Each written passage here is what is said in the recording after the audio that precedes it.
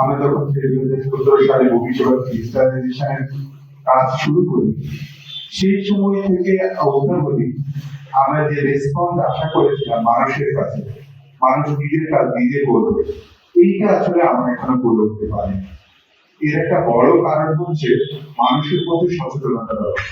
আপনি খেয়াল করে দেখবেন আমাদের ইয়াং ছেলেমেয়েরা, বিশেষ করে স্কুল কলেজের ছেলেমেয়েরা ঘন্টার পর ঘন্টা ফোনে সময় কাটাচ্ছে, কিন্তু যদি আপনি কাউকে বলেন যে একটা মামলায় আবেদন করবো, একটা দাখিলের প্রোফাইল আপলোড করবো, তারা পারবে না।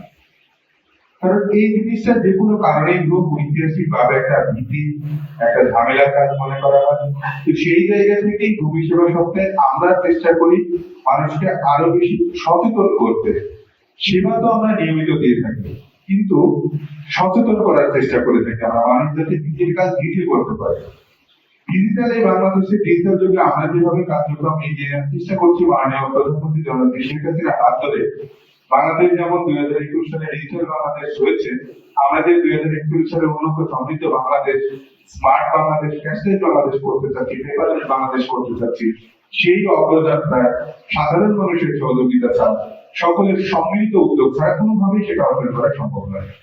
এই লক্ষ্য অর্জনের পথে প্রত্যেকটা জায়গায় সমস্ত স্টেক হোল্ডারের আলাদা আলাদা দায়িত্ব রয়েছে। তারা যদি নিজেদের দায়িত্ব নিজেরা সঠিকভাবে পালন না করে, কোন একপাক্ষিক ভাবে আসলে কারো পক্ষে কোনো কিছু বাস্তবায়ন করা সম্ভব না। দেশটা আপনার আমার সবার, সবাই মিলে যদি চেষ্টা না করি তাহলে আমাদের এগিয়ে যাওয়াটা অত্যন্ত দুর্লভ ব্যাপার।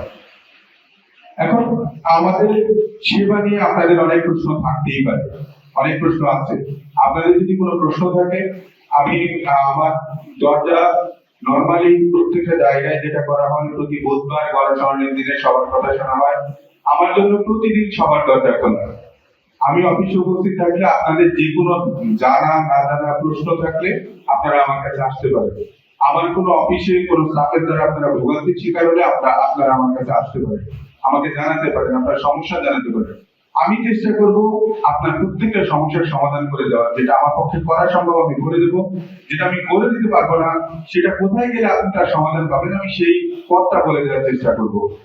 আসলে আমাদের অনেকগুলো স্টেক হোল্ডার ভূমি নিয়ে কাজ করে থাকে, যেমন আমরা উপজেলা ইউনিয়ন ভূমি অফিস ল্যান্ড নিয়ে কাজ করে থাকি, সাব রেজিস্ট্রি অফিস ভূমি নিয়ে কাজ করে থাকে, আমাদের দেওয়ানি আদালতের একটা বিষয় আছে। তো প্রত্যেকটা বিষয়ে যে আমি নিজে ক্ষমতাবান বা আরেকজন ক্ষমতাবান তা কিন্তু নয়, প্রত্যেকের আলাদা আলাদা দায়িত্ব ডিস্ট্রিবিউট করা আছে।